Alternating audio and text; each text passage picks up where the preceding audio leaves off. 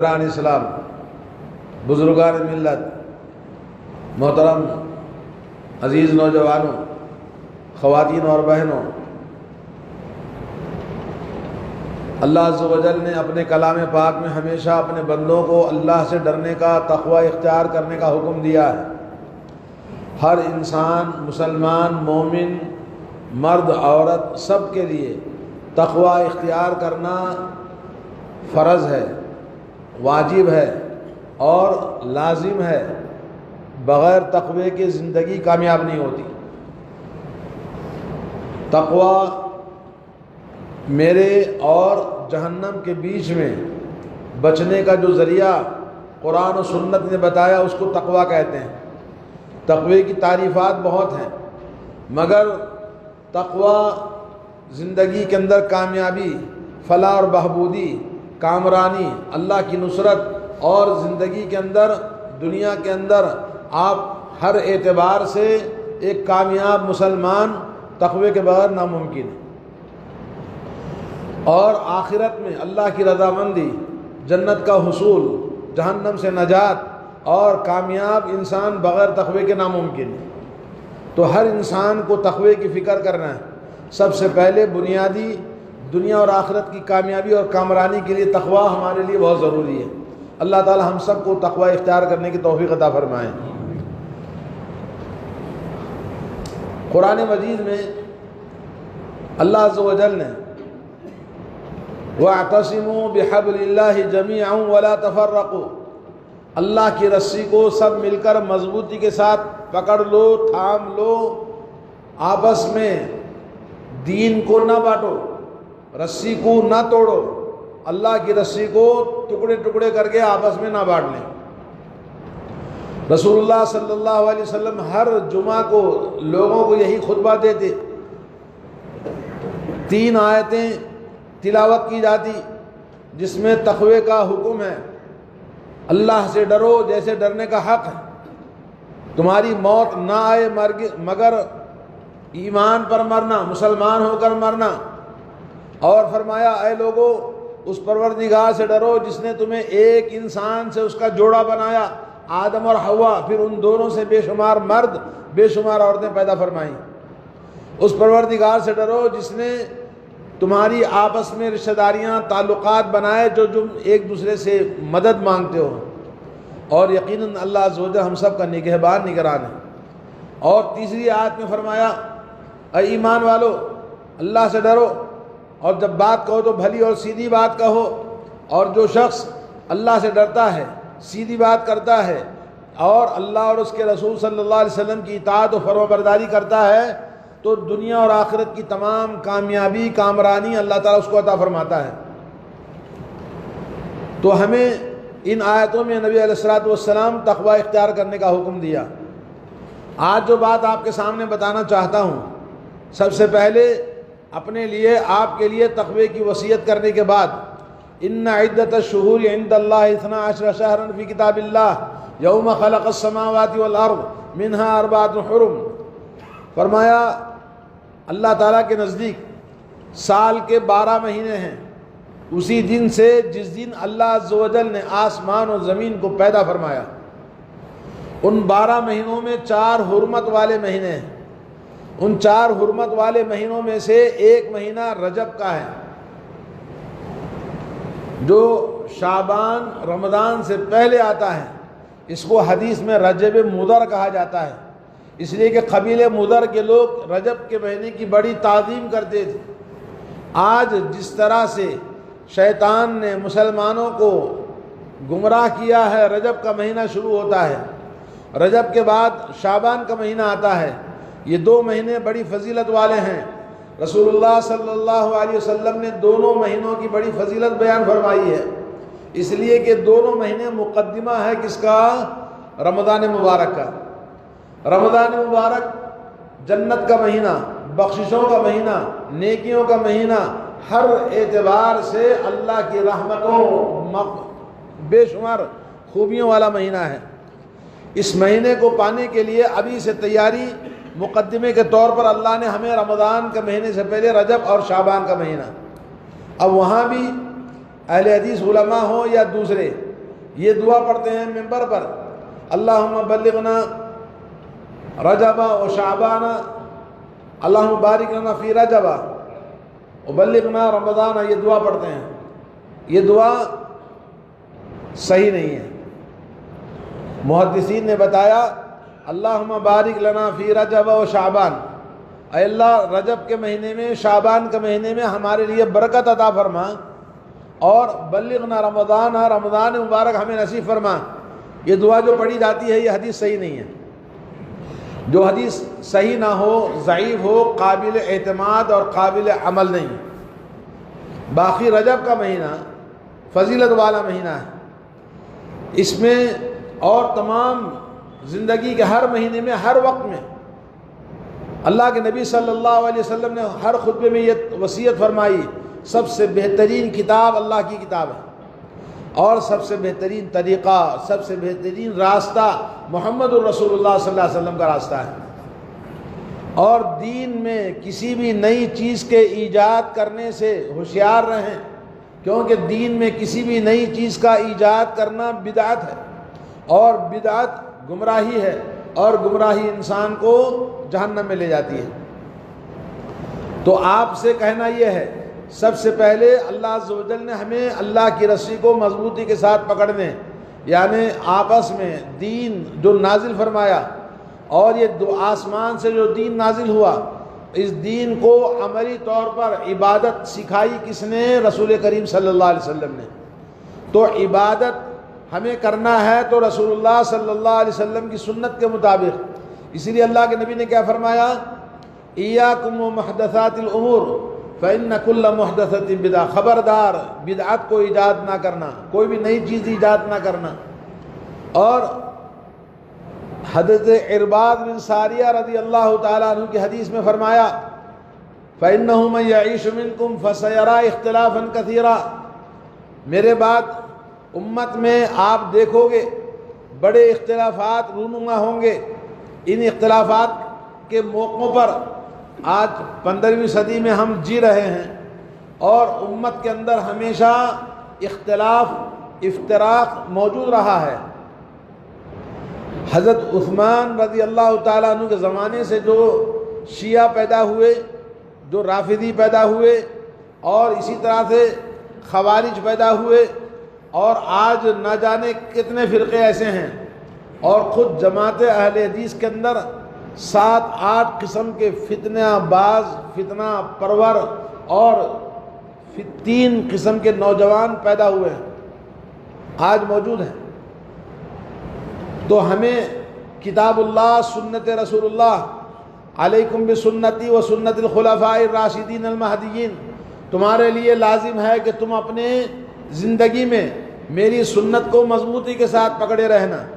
میرے جان نشین خلفاء راشدین، تمام صحابہ کرام کی طرف اشارہ ہے، تمام جان نشین صحابہ کی سنتوں کو مضبوطی کے ساتھ پکڑنا، ان کے طریقے پر چلتے رہنا. قرآن مجید میں بھی اللہ نے اشارہ فرمایا ومن تبعہم بإحسان الی یوم الدین السابقون الاولون والمہاجرین والانصار والذین اتبعوہم بإحسان الی، تو فرمایا کہ سابقون الاولون، پھر مہاجرین اور انصار، اور ومن تبعہم بإحسان الی یوم الدین، پھر ان کو جو قیامت تک ان کے نقش قدم پر چلنے والے ایمان والوں کو اللہ نے، یہی سلف کا منہج ہے، یہی قرآن و سنت کا منہج ہے. اور اسی کی وصیت رسول اللہ صلی اللہ علیہ وسلم نے یہ فرمایا ترکتکم علی المحجۃ البیضاء لیلها کنہارها لا یزیغ عنها الا ہالک، میں تمہیں ایسے واضح، روشن، واضح، صاف دین پر چھوڑ کے جاتا ہوں. اس دین کے اندر رات بھی سورج کی طرح روشن ہے، کوئی چیز اس کے اندر آپ کو پریشان نہیں کرنے والی ہے.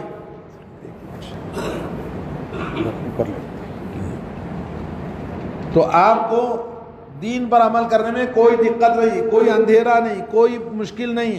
آدمی کو اللہ کے نبی نے فرمایا لا یزیغ عنہا الا ہالک، جو خودکشی کرنا چاہتا ہے، جہالت سے، نادانی سے، گمراہی میں جا کر اپنے آپ کو ہلاک ہونا چاہتا ہے تو وہ اور بات ہے، ورنہ دین ہمارا بالکل واضح ہے، صاف ستھرا ہے.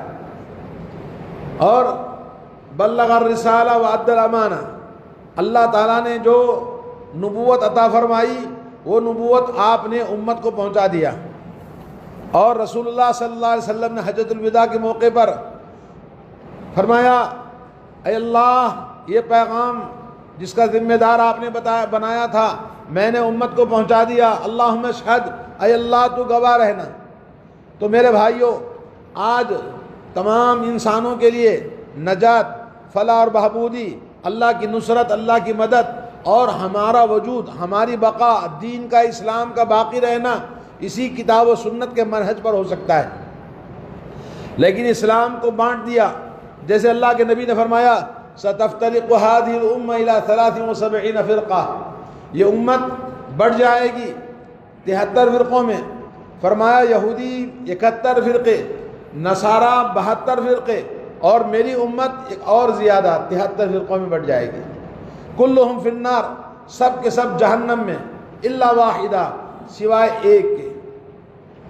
آپ نے ایسے بول کے نہیں چھوڑا بلکہ بتا دیا کہ وہ ایک کون ہے۔ پوچھا من ہم، وہ کون لوگ ہیں؟ قال ما انا علیہ اليوم واصحابی، میں اور میرے صحابہ کرام آج جس منہج پر، جس نقش قدم پر، جس عمل پر اور جس دین پر، جس علم پر زندگی گزار رہے ہیں، اسی دین پر، اسی نقش قدم پر، اسی منہج پر جو چلے گا وہ ناجی ہے، وہ کامیاب ہے، وہ اللہ کے پاس نجات پانے والا ہے۔ یہ 73 فرقے ہر زمانے میں موجود ہیں۔ آج ہم زندہ ہیں، ہمارے زمانے میں 72 73 فرقے موجود ہیں، لیکن لا یزال طائفۃ من امتی ظاہرین علی الحق، میری امت میں ایک جماعت، ایک طائفہ منصورہ جو اللہ کے دین کی دعوت میں کتاب و سنت کے منہج پر قائم اور دائم رہے گا۔ لا یضرہم من خذلہم، کوئی انہیں رسوا نہیں کر سکتا، کوئی نیچا نہیں کر سکتا، حق ہمیشہ اونچا رہے گا، ہمیشہ کا بول بالا حق کا ہوتا رہے گا۔ دوستو، لیکن حق کا بول بالا کرنے کے لیے اللہ تعالیٰ نے فرمایا یہ جو دین کتاب و سنت کا اللہ کے نبی نے ہم کو دیا وہ علم ہے تو آپ دعوت کا کام کر سکتے ہیں۔ خالی اہل حدیث بننے سے نہیں ہوگا، خالی مسلمان بننے سے کام نہیں چلے گا۔ معمولی کار کا ڈرائیور ہو، سائیکل چلانا ہو یا کوئی بھی کام کرنا ہو، جب تک اس کا علم نہیں ہوگا تو آپ سائیکل بھی نہیں چلا سکتے۔ بغیر بجلی کے لائٹ لگانے سے، کرنٹ کے بغیر روشنی نہیں آتی، بغیر چارجنگ کے موبائل نہیں چلتا، اور بغیر پانی کے مچھلی زندہ نہیں رہتی۔ اسی طرح سے بغیر علم قرآن اور سنت کا مسلمان نہیں رہتا۔ زبان سے کہہ بھی دیا لا الہ الا اللہ تو کیا حاصل، دل و نگاہ مسلمان ہی تو کچھ بھی نہیں۔ آج مسلمان مر چکا ہے، چلتی پھرتی لاشیں ہیں، حتیٰ کہ وہ لوگ بھی جو اپنے آپ کو اہل حدیث کہتے ہیں ان کا بھی وہی وتیرہ ہے، علم نہیں ہے۔ اور بلا علم کے بغیر پانی کے درخت کیا ہوتا ہے؟ سوکھ جاتا ہے، اور درخت پانی کے بغیر جب سوکھ جاتا ہے تو وہ کیا ہوتا ہے؟ نہ پتا دیتا ہے، نہ پھل آتا ہے، نہ کسی کو فائدہ پہنچاتا ہے۔ لوگ کیا کرتے ہیں؟ بولے اس درخت کو کاٹو، آگ میں جلاؤ۔ یہ مسلمان بھی سوکھا ہوا درخت، اس درخت کو نہ پتے ہیں نہ پھل ہے، کیونکہ اس کے اندر پانی نہیں۔ پانی قرآن و سنت کا علم، ایمان کا پانی ہے۔ اللہ کے نبی نے فرمایا الایمان بضع و سبعون شعبہ، ایمان کی 70 سے زیادہ شاخیں ہیں۔ شاخیں اور ٹہنیاں کس کو لگتی ہیں؟ درخت کو لگتی ہیں۔ تو ایمان کا درخت ہے۔ قرآن مجید میں اللہ نے فرمایا سورہ ابراہیم میں ضرب اللہ مثلا کلمۃ طیبۃ کشجرۃ طیبہ، اللہ نے تمہیں مثال دی، کیا تم نہیں دیکھتے؟ کلمہ طیبہ کی مثال، طیبہ شجرہ کہتے ہیں درخت کو، پاکیزہ درخت کے معنی نہیں۔ پاکیزہ درخت لا الہ الا اللہ کلمہ طیبہ ہے، اور لا الہ الا اللہ ایک درخت کے مانند ہے۔ اصلها ثابت وفرعها في السماء، اس کی شاخیں آسمان کی بلندیوں کو چھو رہی ہیں، اور اس کی ٹہنیاں آسمان کی بلندیوں میں، اور اس کی جڑیں زمین کی گہرائیوں میں ہیں۔ تؤتی اکلھا کل حین باذن ربھا، یہ پورا سال اپنے پھل سے، اپنے پتوں سے، برگ و بار سے، ثمرات سے لوگوں کو ہمیشہ فائدہ پہنچاتا ہے۔ یہ لا الہ الا اللہ والا کلمہ ایسا درخت ہے۔ اور نبی علیہ الصلوۃ والسلام نے فرمایا، لوگوں سے پوچھا جانتے ہو مسلمان ایک درخت کے مانند ہیں؟ لوگ ڈھونڈنے لگے۔ اللہ کے نبی نے بتایا کھجور کا درخت، اس کے اوپر خزاں کا موسم نہیں آتا، یہ ہمیشہ سال بھر پتے دار ہوتا ہے، ہوادار ہوتا ہے، سایہ دار ہوتا ہے، پھل فروٹ دیتا ہے ہمیشہ پورا سال۔ ویسے ہی مومن کی مثال ہے۔ ظاہر بات ہے درخت کو پانی دیں، درخت کا نگہداشت کریں تو وہ درخت پھل بھی دے گا، پتے بھی دے گا، سایہ بھی دے گا، نفع پہنچائے گا، ہمیشہ ایک جیسا رہتا ہے۔ مگر پانی نہ دیں تو وہ درخت سوکھ جائے گا، چاہے کوئی بھی درخت ہو۔ ایسے ہی آپ اور میری مسلمان کی مثال ہے۔ مسجدوں میں علماء سے جڑنا ہمارے لیے مشکل ہو گیا ہے۔ علماء کی صحبت میں بیٹھ کر قرآن و سنت کا علم حاصل کرنا آج معاشرے میں ختم ہو گیا ہے۔ علماء کی قدر ختم ہو گئی ہے۔ علماء نام ہے قرآن و سنت کے علم کا، اور قرآن و سنت کے استاد کا، قرآن و سنت کے ورثۃ الانبیاء، انبیاء کے وارثین کا، جن سے ہم علم سیکھیں۔ حلقہ علم اسی مسجد میں ہوتے ہیں۔ اللہ کے نبی صلی اللہ علیہ وسلم نے مسجد بنائی نماز کے لیے نہیں، بلکہ مسجد پورے معاشرے کی اصلاح۔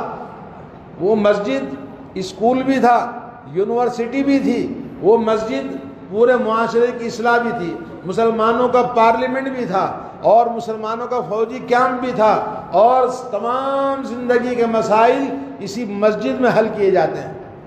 ہماری مسجدیں نماز کے بعد تالا پڑ جاتا ہے، پڑھنے پڑھانے والے کہاں ہیں؟ علماء کہاں ہیں؟ آپ نے مولوی صاحب کو لایا صرف امامت کے لیے، نماز ختم ہوئی، مولوی صاحب فرض نماز کے ساتھ ہی سنت کے بغیر ہی نکل جاتے ہیں، اور سنت کے بغیر ہی مسجد میں آ کے سیدھا مصلی پہ کھڑے ہو جاتے ہیں، جیسے کوئی کلکٹر ہے، آیا یوں چلا گیا۔ کہاں علماء ہیں؟ علماء مسجدوں کو آباد کرتے ہیں، قرآن و سنت کی تعلیم معاشرے میں لوگوں کے اندر جان ڈالتے ہیں۔ یہ روح پلید ہو چکی ہے، یہ درخت سوکھ چکا ہے۔ ان درختوں کو کاٹنا، ان درختوں کو توڑنا، وہ کام کر رہی ہے موجودہ حکومت۔ ان کے گھروں پہ بلڈوزر چل رہے ہیں، ان کی مسجدوں پر بلڈوزر چلائے جا رہے ہیں۔ کیوں؟ اس لیے کہ ان مسجدوں میں خالی نماز کے لیے مسجد بنائی ہے۔ ابھی اللہ کا شکر ادا کرو، اگر وقت ابھی موجود ہے، حالات ابھی ہمارے لیے باقی ہیں، ورنہ کل یہ ممبر و محراب بھی آپ کا بند ہو جائے گا، مسجدوں پہ تالے پڑ جائیں گے، اس وقت میں آپ ترسیں گے، مگر تمہارا افسوس کرنا کام نہیں آئے گا۔ نہ سمجھو گے تو مٹ جاؤ گے ہندوستان والوں، تمہاری داستان تک نہ ہوگی داستانوں میں۔ اور یہ جو لوگ ہیں قرآن و سنت کا نام لینے والے، ہم اپنے آپ کو کہتے ہیں بھی ہم سنت پر چلتے ہیں۔ کہاں سنت پر چلتے ہو؟ کیا سنت کا پتہ ہے آپ کو؟ آپ کو پتہ ہے عقیدہ توحید کا، رسول اللہ صلی اللہ علیہ وسلم کی دعوت، آپ کی محنت، آپ کی کوششیں لوگوں میں توحید کو پیدا کرنے کے لیے۔ مکے کی 13 سال کی زندگی اللہ کی توحیدی کو لوگوں کے اندر پیدا کرتے رہے۔ اللہ کا کلام قرآن مجید یہ پورا کا پورا اللہ کی توحید کو بیان کرتا ہے، اور قرآن مجید اللہ تعالیٰ نے ہماری زندگی کا سسٹم بنایا، نظام حیات بنایا۔ ہمارے شادی بیاہ، بیوی، بچے، ہر قسم کے معاملات، زندگی ہمارے قرآن ہے، اور ہمارا معاشرہ قرآن ہے، اور ہمارا پورا زندگی کا سسٹم قرآن ہے۔ مگر اس قرآن کو پڑھنے والے کون ہیں؟ اگر کوئی پڑھتا بھی ہے تبرک کے لیے، پڑھتا بھی ہے تو مردے کو دھکا مارنے کے لیے، پڑھتا بھی ہے تو پیسوں کے بدلے، قرآن کو پڑھنے، قرآن کو سمجھنے، قرآن کو عمل کرنے کے لیے والے مسلمان کدھر ہے؟ اور یہ لوگ جو اپنے آپ کو کہتے ہیں ہم قرآن و سنت پر چلتے ہیں، ان کا حال اس سے بھی بدتر ہے۔ وہ لوگ تو کم از کم جا کر دیکھیں مسجدوں میں آپ، وہاں پر جتنی قرآن پر محنت ہوتی ہے، ہماری مسجدیں ویران پڑی ہوئی ہیں۔ آپ ذرا غور کر کے دیکھ لیں۔ تو میرے بھائیوں، آج احساس اور شعور کی بات ہے، سمجھنے کی بات ہے، فکر کرنے کی بات ہے۔ ابھی وقت الارم دے رہا ہے، اگر نہیں سمجھو گے تو مسجدیں آپ کی خالی ہو جائیں گی۔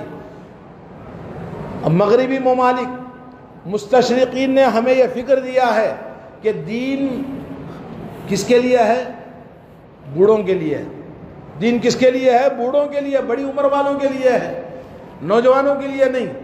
نوجوانوں کو یہ فکر دیا کہ دین کے جھنجھٹوں میں، دین کے جھگڑوں میں پڑو گے، زندگی کی آزادی ختم ہو جاتی ہے، جینا مشکل ہو جاتا ہے۔ اس لیے نوجوانوں کو دین سے دور کر دیا۔ مسجدوں میں کون نظر آتا ہے؟ بوڑھے نظر آتے ہیں۔ جن بوڑھوں کو دنیا میں نوکری کرنے، محنت کرنے، کام کرنے کی صلاحیت ختم ہو چکی ہے، مسجدوں کو پکڑ لیا۔ اور جو قوم کے نوجوان ہوتے ہیں، جو امت کی روح، امت کی جان، امت کا خون اور امت کی ترقی اور امت کی کامیابی نوجوانوں سے ہوتی ہے۔ نوکری کون کرے گا؟ نوکری کے لیے ڈھونڈے گا کون؟ تلاش کون کرے گا؟ نوجوان۔ پڑھے گا کون؟ نوجوان۔ کام کرے گا کون؟ نوجوان۔ محنت اور مشقت کی طاقت کس کے پاس ہے؟ نوجوانوں کے پاس ہے۔ مگر نوجوانوں کو مسجدوں سے دور کر دیا۔ یہ نوجوان اگر نہیں سمجھیں گے، کل یہ مسلمان کا نام بھی ان کا ختم ہو جائے گا۔ اور اس پر پوری کوشش کی جا رہی ہے کہ نوجوانوں کو اسلام سے پوری طرح ختم کر دیا جائے۔ ختم کرنے کے لیے مختلف قسم کے انداز سے ہماری تربیت کی جا رہی ہے۔ ان تربیت کرنے والی چیزوں میں سے ایک موبائل بھی ہے۔ ہر محلے میں مسلمان نوجوان رات کے 12 سے لے کر صبح تک موبائل میں بیٹھے رہتے ہیں، اور بازاروں میں مسلمان نوجوان نظر آتے ہیں۔ جہاں بھی جائیے مسلمانوں کی کثرت بازاروں میں نظر آئے گی، غیر مسلموں کی نظر نہیں آئے گی آپ کو۔ مسلمان نوجوان آپ کو ہر جگہ ملے گا، غیر مسلم نہیں ملے گا۔ کیوں؟ ان کے پاس زندگی کا کوئی مقصد نہیں، ان کو اونچی سوچ نہیں، ان کا کوئی مستقبل نہیں، کوئی ایم نہیں، کوئی بڑا بننے کا جذبہ نہیں، اور اس کے لیے فکر، محنت، بھاگ دوڑ کرنے کا گائیڈ کرنے والا بھی کوئی رہنما نہیں ہے۔ کیونکہ ماں باپ جیسے جاہل اور ان کے پاس کوئی مقصد حیات نہیں ہے، ویسے ہی اولاد بنتی ہے۔ تو آج میں آپ کو رجب کے اندر ہونے والی بدعات، شرکیات، خرافات بیان کروں، اس سے پہلے ہم اپنے آپ کو سمجھیں۔ آپ کا صرف یہ سمجھنا کہ ہمارے پاس بدعت نہیں، ہمارے پاس شرک نہیں، ہم اچھے ہیں، فلاں ہیں، سب بیکار باتیں ہیں، شیطانی دھوکہ ہے۔ اگر تم کو مسلمان بننا ہے، اس قرآن و سنت کا علم حاصل کرنا، مسجدوں میں بیٹھنا، اور ہفتے واری، روزانہ جیسے بھی ہوتا ہے مولانا کو بٹھا کے ان سے علم حاصل کرو، اور اس علم کے ذریعے پھر دعوت کا کام کرو، نبی علیہ الصلوۃ والسلام کی سنتوں کو لوگوں میں نشر کرو۔ بازار میں، سڑکوں پر اکثریت آپ کو مسلمانوں کی ٹھیلے پہ بیچنے والے، بازاروں میں دکانوں میں لگا کر بیچنے والے، ان کو مسجد کو آنے کی فرصت نہیں، ان کو دین سکھانے والا کوئی نہیں۔ ان کے پاس کون جاتا ہے؟ ہرے جھنڈے والے جاتے ہیں، ہرے جھنڈے والے، ہری پگڑی والے جاتے ہیں۔ جا کر کہتے ہیں بیٹا تو بہت کام کرتا ہے، تیری دکان کو نظر لگے گی تو تیری دکان کی حفاظت ہو جائے گی، ایک تعویذ دیتا ہوں۔ بولے حضرت دو۔ تعویذ لے کے جیب میں رکھ لیا، 200 روپے لے لیا، 500 روپے لے لیا، چلتا رہا۔ اب وہ تعویذ رکھ کے مطمئن ہو گیا کہ اب میرے کچھ نہیں ہوگا، کوئی غیر مسلم مجھے نقصان نہیں پہنچائے گا۔ یہ عقیدہ بازار میں دے رہا ہے کون؟ ہرے جھنڈے والے، درگاہ پوجا والے۔ اور آپ کیا کر رہے ہیں؟ آپ خود جاہل ہیں، آپ کے اندر کوئی ایجوکیشن نہیں ہے، آپ کے اندر احساس نہیں، جذبہ نہیں کسی کو ہدایت دینے کا۔ وَمَنْ أَحْسَنُ قَوْلًا مِّمَّنْ دَعَا إِلَى اللَّهِ وَعَمِلَ صَالِحًا۔ اس سے اچھا دنیا میں کوئی نہیں ہے جو اللہ کی توحید کی دعوت دیتا ہے اور عمل صالح کرتا ہے۔ توحید کی دعوت دینے کے لیے، عمل کرنے کے لیے علم کے بغیر ناممکن ہے۔ علم کہاں سے آئے گا؟ مسجدوں سے آئے گا۔ علم کہاں سے آئے گا؟ علماء سے آئے گا۔ علماء کہاں ہیں؟ مسجدیں کہاں ہیں؟ ارے نماز پڑھے 4 رکعت، 10 منٹ کے اندر مسجد پہ تالا پڑ گیا، کوئی نظر نہیں آتا۔ اذان سے پہلے کوئی نظر نہیں آتا، اذان کے بعد بھی اکا دکا نظر آتا ہے، جماعت کھڑی ہوئی تو کچھ لوگ آتے ہیں۔ جمعہ کی فضیلت اتنی زیادہ ہے، ایک قربانی کا اونٹ کوئی زندگی میں دیا کبھی قربانی اونٹ کی اکیلا؟ اللہ کے نبی نے مفت میں ہر جمعہ آپ کو عطا فرمایا۔ اول وقت میں مسجد میں آؤ، پورے اونٹ کی قربانی آپ کے لیے، سبحان اللہ۔ دوسرے نمبر پر آؤ، گائے کی قربانی، پوری گائے میں حصہ لیتے ہو 7 آدمی مل کر۔ اللہ کے نبی نے کہا پورا اونٹ تیرا، گائے پوری تیری، اگر تو مسجد میں آ جائے جمعہ کے دن۔ لیکن بغاوت، نفرت، دین سے دوری، عداوت اور بے وفائی، دھوکے بازی رب ذوالجلال سے، شہنشاہ کائنات سے، اور ہاتھ اٹھا کے یا رب یا رب اللہ ہماری مدد فرما، غیر مسلموں سے ہمیں بچا لے، فلاں چیز کر لے، اللہ ہمیں مشکلیں کیوں آتی ہیں؟ تمہاری دھوکے بازیوں کو تو ذرا دیکھو، کس کی نافرمانی کر رہے ہو؟ اللہ کے نبی صلی اللہ علیہ وسلم نے کیوں فرمایا ہمیں، اور کہا تیسرے نمبر پہ جو مسجد میں آئے گا اس کے لیے بکرے کی قربانی فری میں، اور چوتھے نمبر پہ جو آئے گا تو مرغے کی قربانی، پانچویں نمبر پہ آئے گا تو کم از کم انڈا تو ملے گا۔ جب مؤذن نے اذان بولا، خطیب نے ممبر پہ چڑھا، تو اس کے بعد جمعہ آپ کا گیا، آپ کا جمعہ گیا، فضیلت آپ کو کچھ نہیں ملنے والی، کیونکہ اللہ کے نبی نے فرمایا دروازوں پر فرشتے رجسٹر لے کے کھڑے ہیں، جو آیا اس کا نام رجسٹر ہو گیا، کس کو اونٹ ملا، کس کو گائے ملی، کس کو بکرا ملا، کس کو مرغا ملا، کسی کو انڈا ملا۔ اب جیسے ہی خطیب صاحب آئے دفتر بند، بعد میں آنے والے کچھ نہیں، جمعہ کی نماز ہو جائے گی آپ کی، مگر ملنے والا کچھ نہیں ہے۔ اکثریت ہمارے مسلمانوں کی ایسے ہی ہے، تو پھر ایسے مسلمانوں سے کیا امید کریں؟ نہ علم ہے، نہ عقل ہے، نہ سمجھ ہے، نہ شوق ہے، نہ جذبہ ہے، نہ اللہ کے دین کے لیے کوئی احساس ہے۔ وائے ناکامی متائے کارواں جاتا رہا، کارواں کے دل سے احساس زیاں جاتا رہا، احساس بھی مر چکا ہے۔ ایسے نوجوانوں کی امت ہو، یہ نوجوانوں کی امت، تیاریاں ہو رہی ہیں آپ کے قتل کی، آپ کے گھروں کو جلانے کی۔ لا الہ الا اللہ کہنے والی مسلمان خواتین توحید پرست، ان کی عزتیں لٹیں گی اگر تم نہیں سمجھو گے۔ تمہارے سامنے تمہارے عزتوں کا نیلام ہوگا، تمہارے گھر جلیں گے، اور تم ہوشیار نہیں ہوگے، اللہ کے دین کا اہتمام نہیں کرو گے، ختم ہو جاؤ گے۔ ایک طرف یہ دعوت ہے، دوسری طرف دین کو بگاڑا۔ آج لوگ دین کیا ہے کسی کے سمجھ میں نہیں آتا، کیونکہ وہ دین نہیں ہے جو رسول اللہ نے چھوڑا تھا۔ آج دین کیا ہے؟ جوس ہے، مختلف کوکٹیل جوس بولتے ہیں اس کو، مشکل، کسی کا دین کچھ ہے، کسی کا دین کچھ ہے، کسی کا دین کچھ ہے۔ کون سا دین صحیح ہے اسی میں ہم سمجھ نہیں پاتے، نوجوان سمجھ نہیں پاتا کہ اسلام کیا ہے۔ اسلام وہ اسلام جو قرآن و سنت والا ہے، اس کی دعوت دینے کے لیے علم کی ضرورت ہے، اور دوسرا یہ کہ قرآن و سنت کے علاوہ لوگوں نے اور دین بنائے، جیسے میں نے کہا 72 فرقے بنیں گے، ان فرقوں میں سے ہر فرقہ کہے گا کل حزب بما لدیہم فرحون، ہر فرقہ کہتا کہ ہمارے پاس جو ہے وہ ہم حق پر ہیں، سچے ہیں۔ کہتے ہیں جی صاحب ہمارے پاس دیکھو غیر مسلم بھی آ کے فاتحہ دلاتا ہے، مسلمان بھی آتا ہے، ہر قسم کے لوگ آتے ہیں، تو تمام قسم کے لوگ ہم کو مانتے ہیں، اس لیے ہم حق پر ہیں۔ ان کو تو کوئی نہیں مانتا، مسلمان بھی نہیں مانتے، یہ حق پر نہیں۔ مسجد میں 2 دعا ہوتی ہے، 2 دعا کرنا، کچھ لوگوں نے کہا نہیں بھائی ایک ہی دعا کافی ہے، جبکہ نہ ایک دعا ہے نہ 2 دعائیں ہیں، دونوں باطل بدعت ہے۔ لیکن کسی مسجد میں 2 دعا ہوتی ہے، نماز کے بعد ایک دعا، سنتوں کے بعد پھر ایک دعا، پھر فاتحہ، پھر اس کے بعد مٹھائی کی تقسیم ہوتی ہے۔ تو متولی صاحب کو بولا کہ بھائی ایک دعا کر دو، تو متولی صاحب نے کہا کہ دیکھو بھائی لوگ کہتے ہیں ایک دعا چاہیے، تو آپ ایک کام کرو، یعنی آپ کو مسئلہ سمجھانے کے لیے کیا کہہ رہے ہیں، یہ کاغذ رکھا ہے، یہ ڈبہ رکھا ہے، ڈبے کے اندر جس کو 2 دعا چاہیے 2 لکیریں ڈالنا، ڈبے میں ڈالنا، جس کو 1 دعا چاہیے 1 لکیر ڈالنا، ڈبے میں ڈالنا۔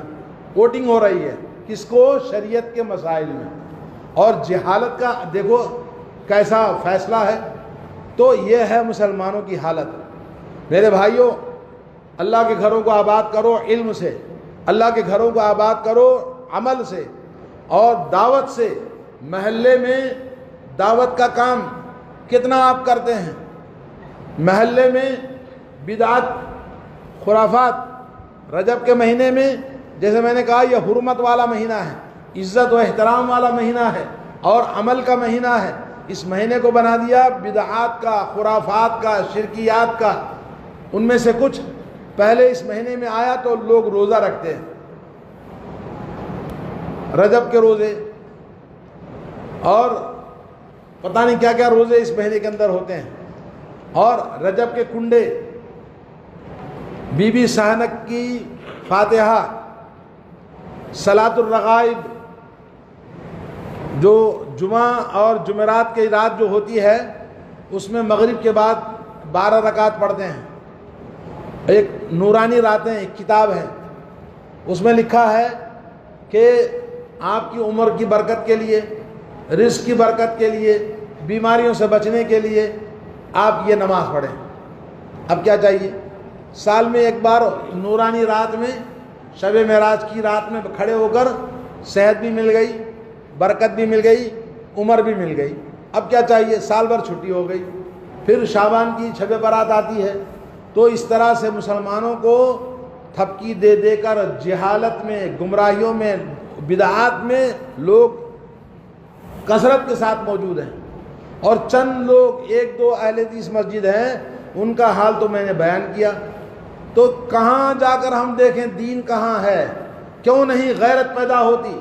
اس مسجد کے ذمہ داروں کو، علماء کرام کو، معاشرے کے ذمہ داروں کو فکر ہونا چاہیے. یہ مسجدیں ویران ہو چکی ہیں، قرآن و سنت کی تعلیم سے محلے خالی ہو چکے ہیں. میرے دوستو، انہی مسجدوں سے معاشرے کی اصلاح ہوتی ہے. انہی مسجدوں کی تعلیم تربیت سے لا دینیت ختم ہو جاتی ہے. عقلانیت جو آج نوجوانوں میں پیدا ہو گئی ہے، لا مذہبیت جو پیدا ہو گئی ہے، دین سے دوری جو پیدا ہو گئی ہے، یہ تعلیم سے ہی ہو سکتا ہے، علماء کی محنتوں سے ہو سکتا ہے. تو آج اس کے لیے فکر کرنے کی ضرورت ہے. یہ جو مختلف قسم کے رجب کے مہینے میں بدعات کو پیدا کیا ہے، امت کا بڑا حصہ اس میں ملوث ہے. اور اس کا پروپیگنڈا، مسجدوں کو لائٹیں اور قمقمے لگاتے ہیں، اور شب معراج کے نام سے لوگ روزے رکھتے ہیں، اور بی بی سہنک کے لکڑہارے کی کہانی سنائی جاتی. امام جعفر صادق کی کہانی سنا کر 22 رجب کو فاتحہ دلائی جاتی ہے. 22 رجب کو حضرت معاویہ رضی اللہ تعالیٰ عنہ وفات ہوئی تھی. اس وفات کی خوشی میں رافضیوں نے یہ ایجاد کیا کہ امام جعفر صادق کے کنڈے بنائیں. اصل میں کیا تھا؟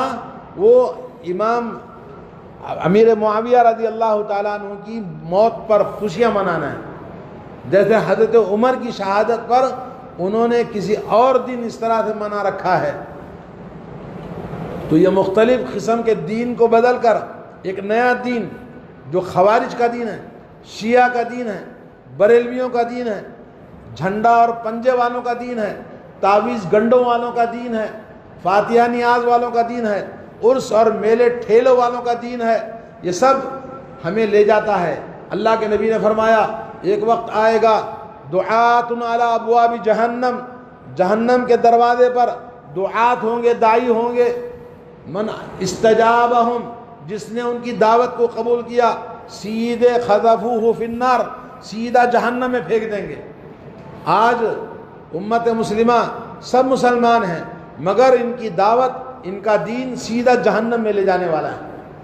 تو جن کو دین کی سمجھ ہے وہ کیا کر رہے ہیں؟ کوئی احساس بھی ہے؟ یہ ذمہ داری کس کی ہے؟ کلکم مسئول، کلکم راعٍ و کلکم مسئول عن رعیتہ. اللہ کے نبی نے فرمایا تم میں سے ہر ایک ذمہ دار ہے، ہر ایک کو اس کی ذمہ داری کے بارے میں پوچھا جائے گا. ہمارے جو بڑے ہیں، ہمارے جو علماء ہیں، ہماری مسجدوں کے جو ذمہ دار ہیں، ان کا کام ہے، ان کو پوچھا جائے گا قیامت کے دن آپ نے دعوت کا کام کیوں نہیں کیا، لوگوں کو تبلیغ کیوں نہیں کیا. کیا تبلیغ کرنا صرف مولوی صاحب کا کام ہے، لوگوں کا کام نہیں ہے؟ کیا علم سیکھنا صرف مولوی صاحب کا کام ہے جس کو آپ چندہ کر کے تنخواہ دے دیں، آپ کی ذمہ داری ختم ہو گئی؟ لا حول ولا قوت الا باللہ۔ گمراہیوں کے ہمارے 50 راستے ہیں میرے دوستو، ابھی وقت باقی ہے، اس سے پہلے کہ مسجدوں پہ تالے پڑے، اس سے پہلے کہ ہمارے منبر پہ بولنا بند ہو جائے، کیونکہ محلے تو خالی ہو چکے ہیں دعوت و تبلیغ سے، تو ہمیں کچھ نہ کچھ کرنا چاہیے۔ اللہ تعالیٰ سے دعا ہے اللہ عز و جل ہمیں توفیق عطا فرمائے، اللہ ہدایت نصیب فرمائے، اللہ احساس اور شعور پیدا فرمائے، اور قرآن و سنت کے نشر و اشاعت کی کام کرنے کی ہمارے اندر کوئی نہ کوئی فکر ہونا چاہیے، سیکھنا۔ اب ایک مسجد میں گیا حیدرآباد میں نے کہا ماشاءاللہ ایسا کام ہونا چاہیے۔ مسجد کے صدر صاحب نے کہا مولانا ہمارے پاس اتنے بچے پڑھ رہے ہیں، یہ کام ہوتا ہے، رفاہی کام ہوتا ہے، یہ سوشل ورک ہوتا ہے۔ میں نے کہا آپ کے بچے بھی پڑھتے ہیں؟ خاموش ہو گئے۔ آپ کے بچے نہیں پڑھیں گے، آپ غریبوں کو پڑھانا چاہتے ہیں، غریبوں کو دینا چاہتے ہیں، سمجھتے دین غریبوں کے لیے ہے، مدد غریبوں کے لیے ہے، فقیروں کے لیے ہے۔ آپ کیا ہیں؟ آپ کا کوئی تعلق نہیں دین سے، صرف آپ کو پیسے جمع کرنا اور رفاہی کام کرنا، سمجھ گیا دین سے آپ آزاد ہو گئے۔ آپ کے بچے دین نہیں پڑھیں گے۔ تو دین سب کا کام ہے، سب کی ضرورت ہے۔ بغیر پانی کے مچھلی زندہ نہیں رہ سکتی، ویسے ہی قرآن و سنت کا علم حاصل کیے بغیر آپ زندہ نہیں رہ سکتے۔ اللہ تعالی ہمیں توفیق عطا فرمائے۔ بارک اللہ لی ولکم فی القرآن العظیم ونفعنی وإیاکم بالآیات والذکر الحکیم انہ تعالی جواد کریم ملک رؤوف رب حلیم۔ السلام علیکم ورحمۃ اللہ وبرکاتہ۔